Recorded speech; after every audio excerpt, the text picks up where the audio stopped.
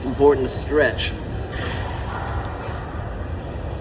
I just started stretching maybe like 2 years ago, only because I got injured. And I used to think stretching was a joke. It's like, why do you need to stretch? And then I realized the older you get, the less limber you are. And you really gotta stretch. So I do a little 30-minute kind of stretch in the morning. Oh yeah.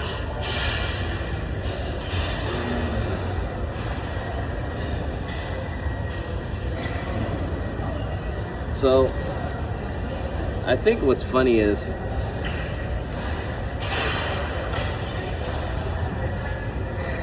it's really hard for me to come on here and just get out what's in here on here. And I think 9 times out of 10 it's because I don't want people to think I'm crazy. My whole life I'm like, I just want to be a normal dude, man.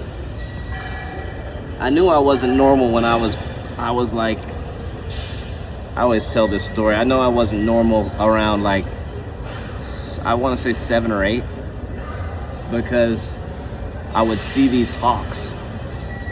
I lived on a big ranch, and I'd see these hawks, and these hawks would communicate with me, like in my, and I'd go to people and I'd be like, hey man, do you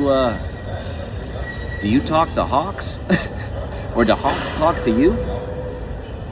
And people would look at me and be like, what?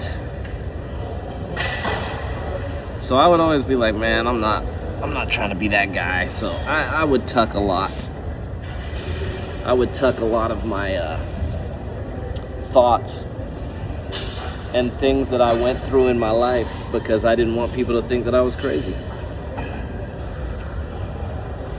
And I forgot all that stuff, went to high school, college, all that stuff, and lived a pretty crazy life. And then I laughed because I got in this car accident when I was like 26 or so, 27. And that's the first time I started like really looking up in the sky and wondering what was there. And there's some stuff that happened in that car accident that I really couldn't explain.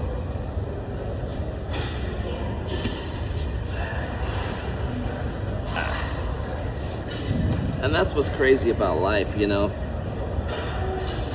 You try to tell people things that you went through, and a lot of times people don't believe you.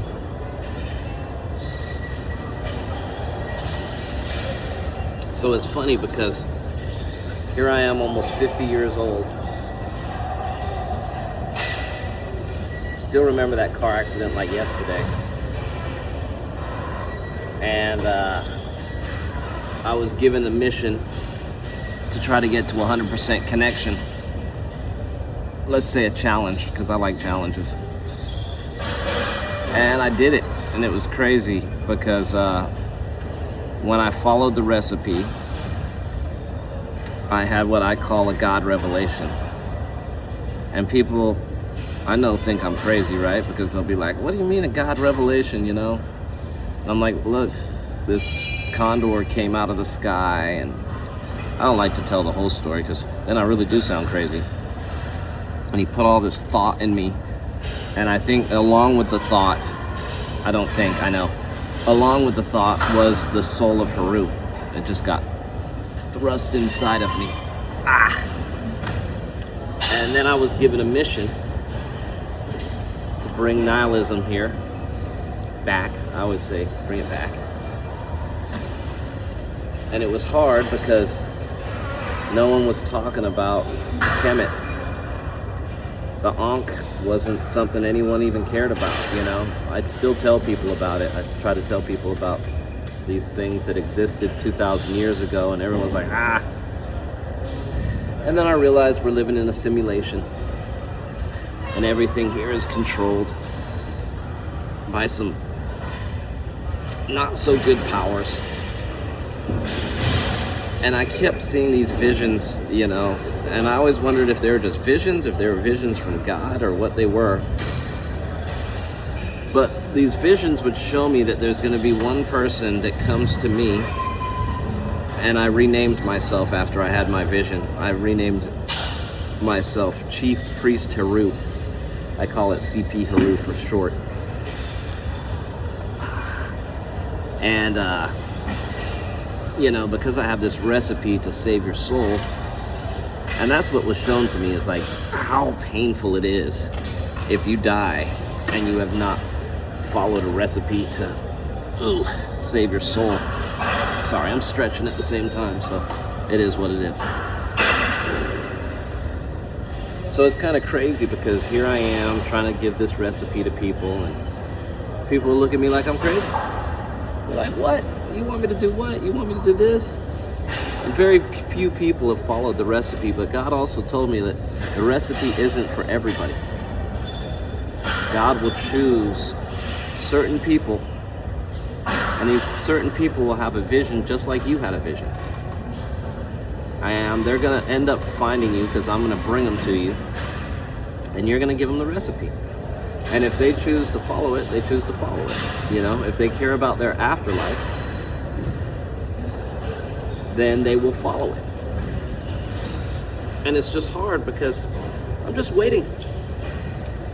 God told me to just wait. And he's going to show one person that has a lot of influence, because I don't have any influence. I just have a recipe. And God's going to show that one person what's going to happen to them when they die. Because it's not a good thing. God showed it to me. That's why I'm scared. That's why I always say fear of God, man. I fear God like no other, because I don't want that to happen to me. What I saw, I wouldn't wish that on my worst enemy. And I don't know why some people don't see it. Some people just live, die, they're here on earth, and I don't know what happens to their soul, because I'm not God. I'm not I just was shown some stuff by God. Raw.